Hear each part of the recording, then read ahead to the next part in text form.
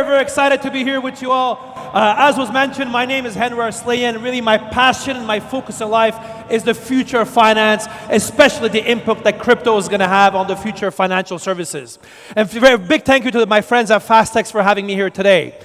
My goal today is very simple. I want to share with you all some of the latest developments we are seeing in the field of crypto, and hopefully empower you with this information, and then let you make your own decision on what the impact could be on the future of finance. But before that, I always give the warning, especially at events like these. If anybody tells you they're a crypto expert, you see the door there and you run away. I can tell you I've been in this space now for many years, and actually I have absolutely no idea what this industry will be like a month from now. Because this industry works like dog years. A week in this space is like 7 weeks in a normal place.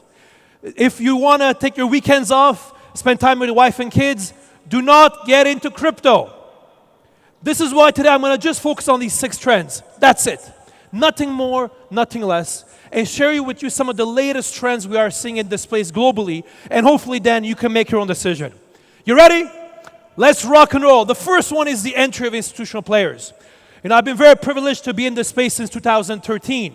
In the first couple of years of crypto, literally it was a lot of entrepreneurs, a lot of startups. And now we're really seeing the industry become more institutionalized. Many of the large financial institutions entering the space. And there's been a lot of catalysts for this as well. For many, it's an opportunity of making new revenues. The spreads, for example, for trading are still quite fat. Crypto, in many regards, it's a greenfield space with no market leader when it comes to the institutional space. But also there's been other opportunities. Demand from existing clients. For example, a recent report from PwC found that over 65% of hedge funds today, over $400 billion in assets, are either invested in crypto or are looking to invest in crypto. So for a lot of these clients, actually providing them with services actually becomes quite relevant from that perspective. But then also the industry is becoming more institutionalized. Many of the requirements that a lot of the traditional banks have, like SOC 1, SOC 2, penetration testing, Big Four audit, we are seeing increasingly the large crypto firms have them as well, enabling really the trillions of dollars in institutional capital to gradually enter the space. But also increased regulatory clarity. I'm a lawyer by background, and I can tell you the average regulator that I speak with is way more knowledgeable on crypto than the average finance professional. Today, according to Cambridge University, only 5% of regulators do not have somebody working on crypto. And really, there's been other developed tax even. You say, come on, we're in crypto, we don't worry about tax. By the way, big piece of advice, take a look at it. Today, increasingly, we're getting tax clarity, at least on the basics of crypto. Since 2019, every single American on their tax return has to declare their crypto holdings. You may say that's not a good thing, but I argue actually this is exactly what is needed to bring the institutional flow to the space. But also demand from retail clients. 5 years ago, 2016, there was less than 5 million people with an account at a crypto exchange. According to the latest data now we have, there's over 300 million people with accounts at crypto exchanges. And also some of the big topics that were blocking institutional capital, pension funds, sovereign wealth funds from entering the space, are being addressed. One of them, very important, ESG. With the merge that happened with Ethereum earlier this last month, this solved a big issue for Ethereum. And today, the majority of Bitcoin mining, according to various sources, is coming from renewable sources. And this again helps industry on going from 1.0 to 2.0. And so this is one of the big developments we've been seeing is really with the entry of institutional players. Second very important development, and applies to many people in the room, is the rise of stablecoins. We say, come on, I mean, I'm looking at crypto as a speculation, as trading, why would I even use stablecoins? Digital assets that are pegged one-to-one with fiat money. Well, the importance is actually we are seeing the rise of stablecoins gradually increase.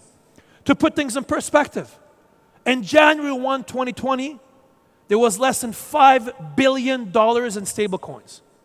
And today, we're at over 140 billion. We hit even over 200 billion during the last rally that we had a couple months ago. And there's a lot of benefits for this as well.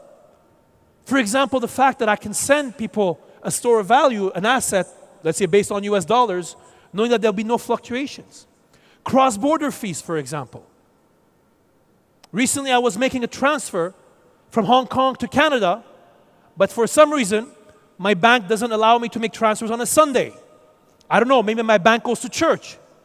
With the beauty of stablecoins, I can do these payments anytime, 24/7, at a fraction of the fees that it'll cost me.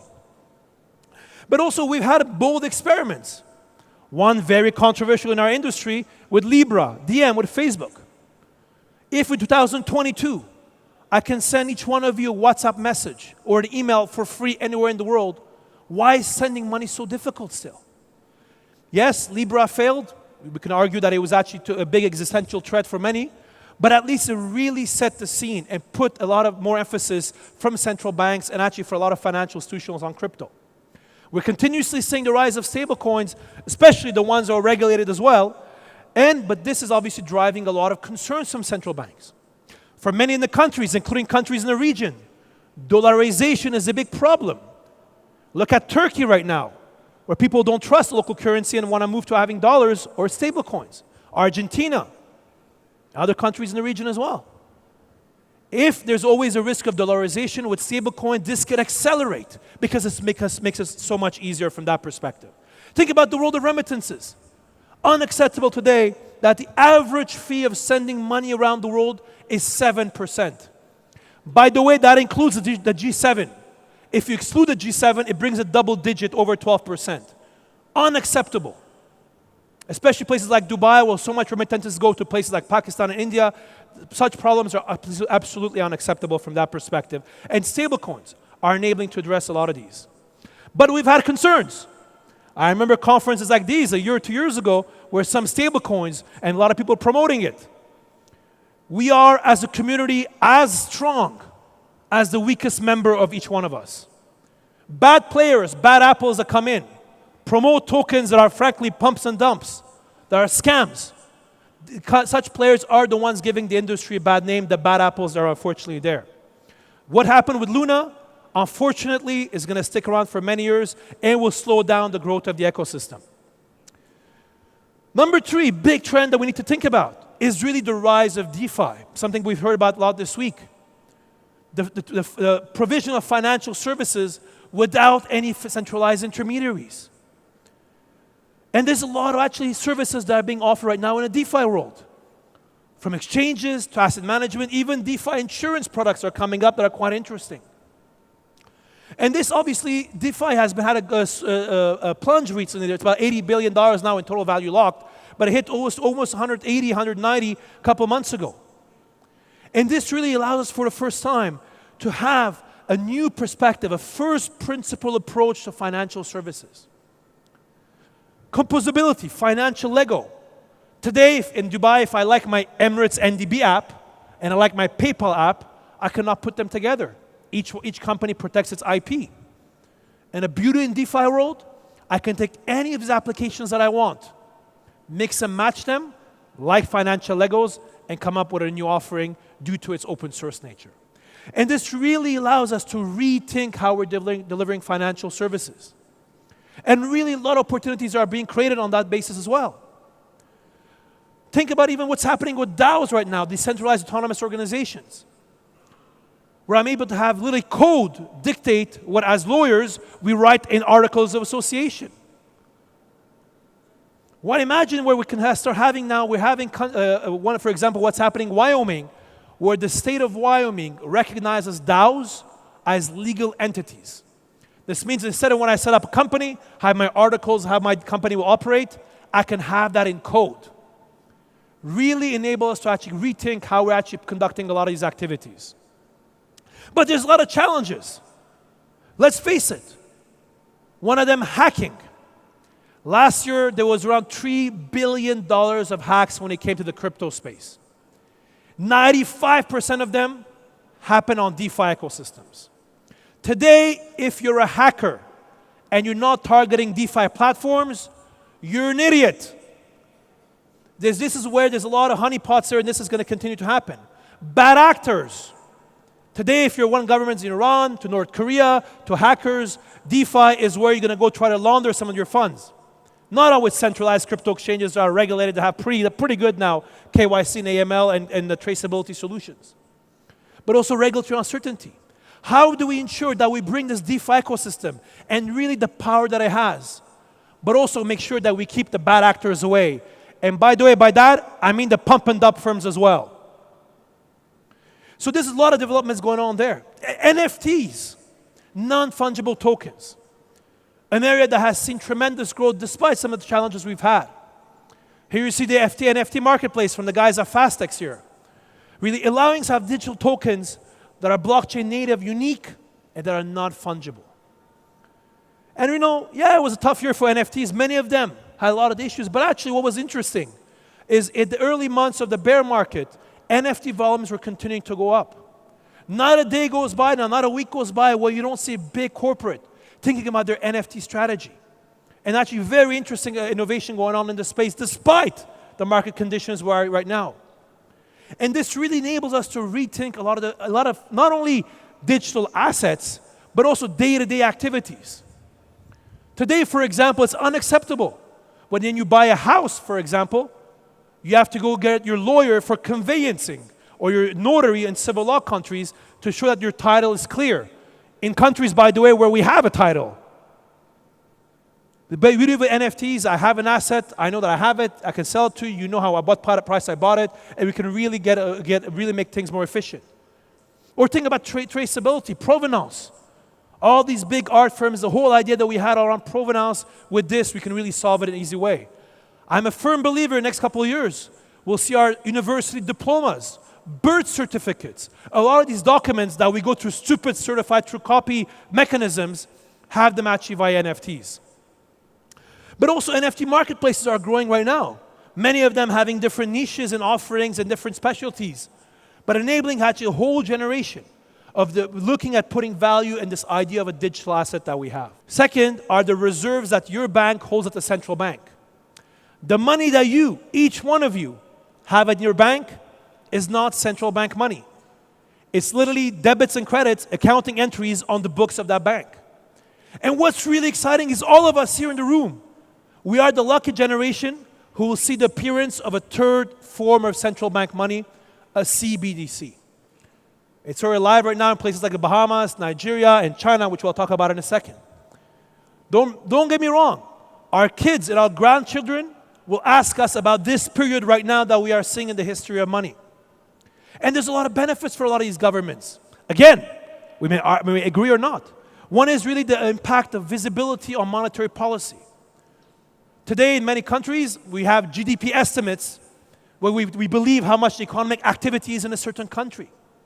In a CBDC environment, I can tell you live, immediately, how much people are spending in restaurants or at this event, for example.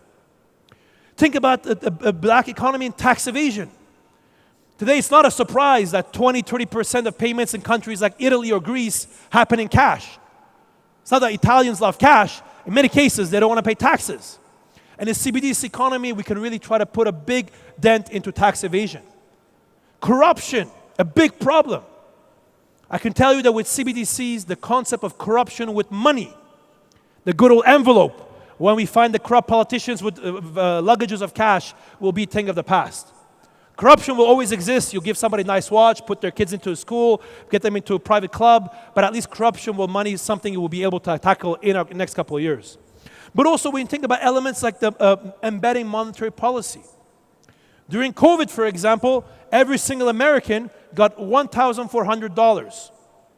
Imagine you could do the same, but I give you the money, but I say if you don't use it, you lose it.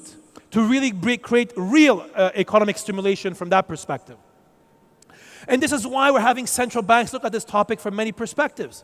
Today, 9 central banks out of 10 is looking at the topic of a CBDC. Again, I had the privilege of working with many central banks around the world the last couple of years. I sit on the advisory board of some of them as well. I can tell you the level of knowledge and advancement in CBDCs with central banks is very, very impressive, more than people think. But again, there's a lot of developments here to watch as well. There's obviously different kinds of CBDC. There's wholesale CBDC between the central bank and the member banks, which is great, but it just makes the horse faster. What's the game-changing element here? Is retail CBDC. This third form of central bank money. The banknote that is digital that you'll be able to hold.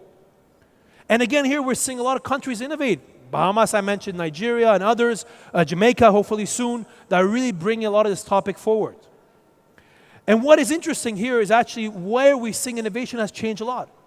Make no mistake, China, for example, is without any doubt 4 to 5 years ahead of the rest of the world on this topic. I spent many years of my career in China. I used to be based in Hong Kong before moving to Dubai recently. I can tell you this is a topic today. Last week, PBOC has announced that they're going to launch another pilot across 4 big provinces in China where 365 million people will have access to ECNY, in addition to the around 400 million that already have wallets. So a lot of innovation developments from that perspective as well. And I'm going to finish it up with what's happening in the exciting world of Web3 and the metaverse. Of course, over the last couple of years, we've had tremendous developments going on from Web 1.0 to Web 2.0 where we are today. But obviously with a lot of challenges. For example, somebody like me, I have over 500,000 followers on LinkedIn alone.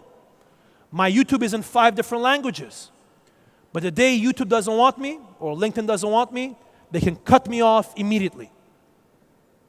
And also the data, whenever you're watching YouTube video, for example, why are you not being paid for it? For your attention and your time. And this is why Web3 and actually a lot of these developments we're having are really very powerful. Not only they're open and trustless, but they're also permissionless, enabling basically all of us to come and participate in this new type of economy. And this is also when, with all these developments, the NFTs, DeFi, digital assets, and you put the metaverse on top of it, we really becomes powerful. It becomes a 1 + 1 = 3 equation. And that's super exciting. For example, the metaverse is a very sexy topic now. People talk about metaverses. These 3D ecosystems that people are able to interact together in different environments, including decentralized environments as well, by the way. But one thing we have to understand, obviously, this became mainstream after Facebook changed its name to Meta. We'll see how that goes. But that is really allows us to really think how far this can go. But metaverses have been around for many years. Games like Second Life has had millions of monthly active users for many years. I'm sure many of you in the room are gamers. The gaming community, all these big games that you see, from World of Warcraft to League of Legends, are their own metaverses already. Often what happens in the gaming space, we often don't appreciate it, how advanced a lot of these gaming platforms are already and how solid are their ecosystems right now. I'm a firm believer, by the way, that the next billion users will come at the intersection of gaming and crypto, and that is how we're going to reach from 300 million users to a billion users. But really, it will allow us to rethink a lot of these experiences that we have. This is actually the metaverse from Fastex. You can see their booth here. For example, really how to be able to interact in these various ecosystems. From art, for example. Create these immersive experiences that really allow us actually to really empower people on a more strategic and exciting way.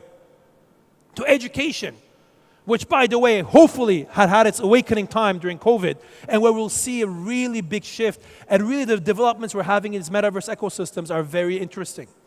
Really, if we can reimagine the student experience, how we can interact with people on a day-to-day basis. Imagine the university campus concept that we can completely reinvent. Or even the concept of corporate headquarters, ecosystems as a whole.